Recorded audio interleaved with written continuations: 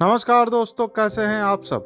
मैं सौरभ कुमार ज्ञान गोदाम चैनल में तहे दिल से आप सबों का स्वागत करता हूं, अभिनंदन करता हूं। दोस्तों चलिए जानते हैं भारत के एक मशहूर जासूस की कहानी, जिसने अपना देश प्रेम के खातिर सब कुछ न्योछावर कर दिया, किंतु जब देश की बारी आई तो भारत सरकार ने अपना हाथ खड़ा कर लिया।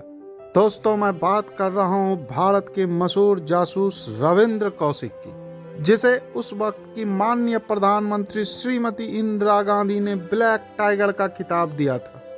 इन्होंने देश के लिए क्या क्या किया और बदले में इनके साथ देश ने कैसा व्यवहार किया, चलिए जानते हैं।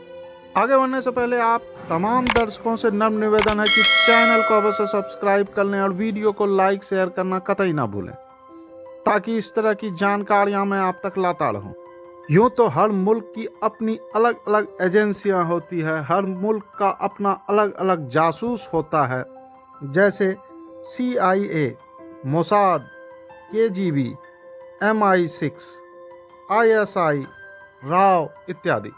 यह सभी एजेंसियां दूसरे मुल्कों में जाकर काम करते हैं। इन सबों के अपने एजेंट होते हैं, जिसे स्लीपर सेल भी कहा जा सकता है। हालांकि जासूसी की दुनिया में एक शर्त होती है जो पहले ही बता दी जाती है कि अगर आप किसी भी अन्य मुल्क में जासूसी करते वक्त पकड़े गए तो हम आपको पहचानेंगे नहीं, और ना ही उस वक्त हम किसी तरह की आपकी कोई मदद कर पाएंगे। कहा जाए तो एक तरह से इनकी ज़िंदगी अजीब होती है, और ऐसे कई केस हैं जिसमें पकड़े जाने के बाद सरकार ने कोई मदद नहीं किया। ऐसा ही कुछ हुआ रविंद्र कौशिक के साथ भी। इसे देशभक्ति की मिसाल भी कह सकते हैं। रविंद्र कौशिक ये सब चीजें जानते थे, फिर भी उन्होंने देश के लिए, या यूं कहें कि देशभक्ति के लिए उसने अपनी कुर्बानी दी। रविंद्र कौशिक का जन्म राजस्थान राज्य के श्री गंगानगर नामक जिले में 11 अप्रैल 1952 को हुआ। बचपन से ही इन्हें थिएटर का यानी एक्टिंग करने का शौक था। इनके पिता एयरफोर्स में थे। ये कुल 4 भाई बहन थे, जिसमें ये दूसरे नंबर पे थे। इनसे बड़ी एक बहन थी, फिर ये थे। इन्होंने श्री गंगाराम कॉलेज से ही BCom किया। इसी बीच में ये थिएटर भी किया करते थे। दिखने में ये काफ़ी स्मार्ट थे, कुछ कुछ विनोद खन्ना की तरह लगते थे। इनका बैकग्राउंड देशभक्ति का होने के कारण इनमें भी देशभक्ति की भावना कूट कूट कर भरी थी। यहाँ तक कि ये थिएटर में भी देशभक्ति का ही रोल अदा करते थे। बात है 1975 की। एक प्ले के दौरान ये लखनऊ गए। वहां पर ये पहली बार राव के एजेंट से मिले। राव के एजेंट ने इन्हें दिल्ली आने का न्योता दिया। देखा जाए तो जासूसी के लिए आमतौर पर हमारी एजेंसी ऐसे लोगों का चयन करती है जो बॉर्डर एरिया के करीब रहता हो। श्री गंगानगर भी पाक बॉर्डर के पास है। ऐसा इसलिए किया जाता है ताकि उस तरफ और इस तरफ की बोलियां मिल सके। ये जब दिल्ली गए तो वहाँ से इन्हें राव के ऑफिस ले जाया गया। राव के ऑफिस जाने के बाद इन्हें पता चला कि हमारी देश की खुफिया एजेंसी राव है। वहाँ इन्हें कई राव एजेंट की कहानियाँ सुनाई गई और इन्हें मोटिवेट किया गया। फिर वे वहाँ पे राव में शामिल हुए। साथ ही इनसे बोला गया कि इस बारे में आप अपने घर में भी किसी से ना बताएं। इसके बाद इन्हें 2 सालों तक दिल्ली में रहकर गहन प्रशिक्षण दिया गया। इन्हें इस्लाम की धार्मिक शिक्षा दी गई और पाकिस्तान के बारे में बताया गया। इन्हें उर्दू सिखाई गई। पाकिस्तान के लोग कैसे रहते हैं, कैसे बात करते हैं, ये सब सिखाने के बाद इन्हें जासूसी की ट्रेनिंग दी गई और हथियारों की भी ट्रेनिंग दी गई। चूँकि इन्हें लॉन्ग टर्म के लिए पाकिस्तान भेजना था, इसलिए इन्हें मुस्लिम बनने के लिए इन्हें खतना भी कराया गया। इसके बाद ट्रायल के लिए थोड़े थोड़े दिनों के लिए इन्हें 6-7 मुल्कों में भी भेजा गया। इस दौरान इन्हें छोटे छोटे बहुत से असाइनमेंट दिए जाते थे, जिन्हें ये अच्छी तरह से कंप्लीट भी करते थे। फिर राव इन्हें पूरी तरह से पाकिस्तान भेजने का प्लान बनाती है और 1977 के बाद पाकिस्तान जाते हैं। ये पाकिस्तान जाने से पहले इन्हें नया नाम, नई पहचान दी जाती है। इनका नाम बदलकर नबी अहमद शाकिर कर दिया जाता है। यहाँ पहले से ही राशन कार्ड, पहचान पत्र और जरूरी सारे नागरिकता वाले सभी कागजात बना लिए जाते हैं। पाकिस्तान जाने से पहले घर वालों को यही बताते हैं कि वो दुबई नौकरी करने जा रहे हैं। उस वक्त इनकी उम्र महज 23 साल थी।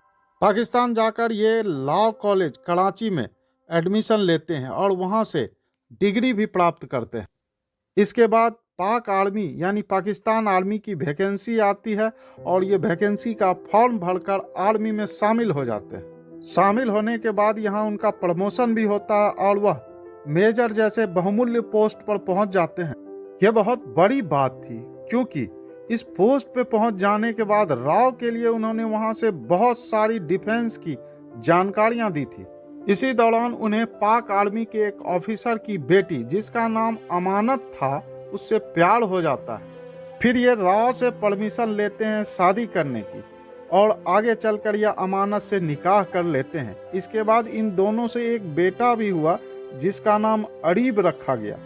रविंद्र कौशिक पूरी तरह से नबी अहमद शाकिर बन गए थे। बीवी तक को पता नहीं था कि ये हिंदुस्तानी है। इसी तरह 4-5 साल गुजर भी गए। उसके बाद 1981 में वह अपने भाई के शादी में भारत भी आए थे। भारत आने के लिए वे पहले सऊदी अरब गए, फिर वहां से दुबई गए, फिर वहां से चौड़ी छिपे भारत आते हैं। हालांकि पाक आर्मी से ये दुबई जाने की ही छुट्टी लिए थे। यह उनके अपने परिवार से अंतिम मुलाकात थी। इसके बाद वह पुनः पाकिस्तान वापस चले जाते हैं। इसके बाद ये 1979 से 1983 तक उन्होंने राव को कई बहुमूल्य जानकारियां दी।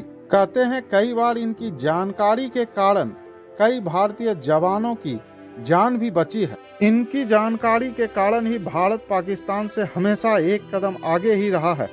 1983 तक सब कुछ ठीक ठाक चलता रहा। इसी बीच एक अजीब घटना घटती है।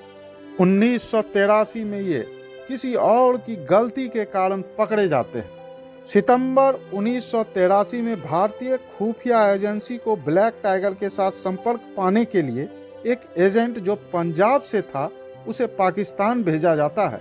इस एजेंट का नाम था इनायत मसीहा। इसे रविंद्र कौशिक उर्फ नबी अहमद शाकिर से मिलकर एक डॉक्यूमेंट देनी थी और कुछ मैसेज देना था। कराची में इन दोनों की मुलाकात होनी तय हुई, लेकिन बदकिस्मती से ये बॉर्डर पार करते वक्त पाक आर्मी से पकड़ा जाता है और इसे जब टॉर्चर की जाती है तब यह सब कुछ सच बता देता है। जब पाक आर्मी को यह पता चले कि भारत का खुफिया एजेंसी का एक जासूस हमारी आर्मी में मौजूद है तब उनके पांव तले की जमीन खिसक जाती है। इसके बाद पाक सेना एक चाल चलती है और उससे कहती है कि कराची में तुम जहां मिलने वाले हो वहां तुम उससे जाकर मिलो। इन दोनों की मुलाकात कराची के जिन्ना गार्डन में फिक्स थी। जिस दिन ये दोनों मिलने वाले थे उस दिन शुक्रवार था, इसलिए पूरा गार्डन खाली था। सुबह के लगभग 7:30 बजे दोनों गार्डन में एक बेंच पर जाकर बैठते हैं, तभी पाक आर्मी इसे पकड़ लेती है। इसके बाद शुरू होता है नबी अहमद शाकिर उर्फ रविंद्र कौशिक पर बेइंतहा जुल्मों सितम का दौर। इन्हें कई दिनों तक कई तरह से टॉर्चर किया जाता है किंतु ये एक शब्द नहीं बोलते हैं। इसके बाद इनकी बेगम और इनका एक बेटा मात्र एक बार इनसे मिलने आता है। इसके बाद इन्हें कई जेलों में रखा गया, इन पे मुकदमा चलाई गई और इन्हें फांसी की सजा सुनाई गई। पर रविंद्र कौशिक को ये उम्मीद थी कि उसे भारत सरकार आज़ाद करा लेगी। कई बार जब जासूस पकड़े जाते थे तो दो मुल्कों के बीच जासूसों की अदला बदली भी की जाती थी। ऐसा पहले भी होता था, आज भी होता है। अंत में उन्होंने जेल से ही किसी तरह भारत सरकार को और अपने घर एक खत लिखा।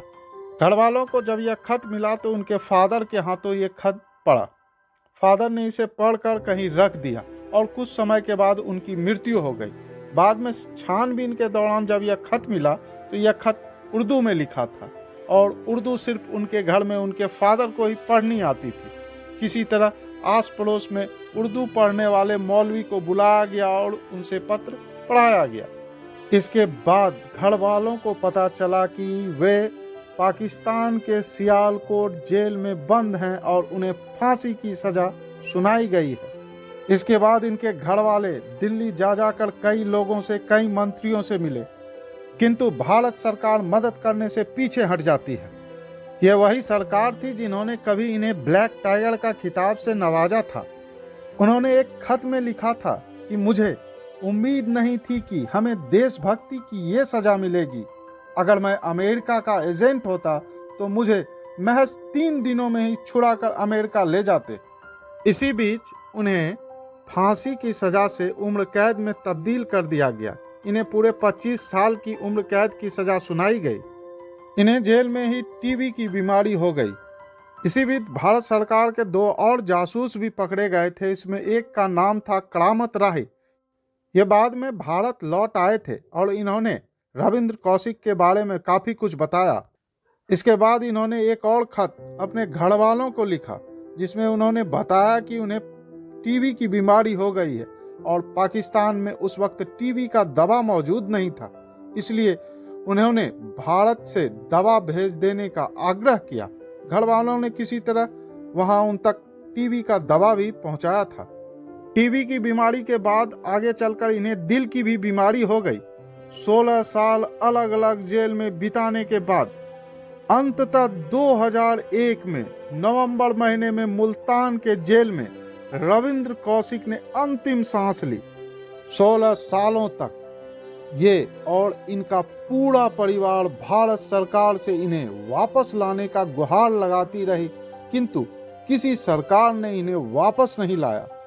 2001 में इनके मृत्यु के बाद इन्हें मुल्तान जेल के पीछे ही दफना दिया गया, क्योंकि वहां के अनुसार ये मुस्लिम थे। मरने से महज 3 दिन पहले अपने अंतिम खत में इन्होंने लिखा था कि जिस देश के लिए मैंने इतना कुछ किया, उस देश का शायद मैं अब किसी काम का नहीं हूं, इसलिए उस देश ने मुझे ऐसे ही छोड़ दिया। जिस देश के खातिर इन्होंने इतनी बड़ी कुर्बानी दी, उस देश का मिट्टी तक इनके नसीब में नहीं हुआ। ऐसे बहादुर जासूस का ऐसा हश्र कई सवाल उठाते हैं कि क्या सच में हम कुछ नहीं कर सकते थे? क्या भारत जैसे बड़े देश के लिए कुर्बानी देने का यही इनाम मिलता है? सही मायनों में कहा जाए तो सरकार ने उन्हें उनके हाल पर मरने को छोड़ दिया था। एक था टाइगर जैसी फिल्म बनाकर भले ही इन्हें हम याद रखें, किंतु सरकार ने इनके साथ क्या किया ये आप सभी जान चुके होंगे। अगर जानकारी अच्छी लगी तो चैनल को अवश्य सब्सक्राइब कर लें और वीडियो को लाइक शेयर करना कतई ना भूलें, ताकि इस तरह की जानकारियाँ मैं आप तक लाता रहूं। धन्यवाद।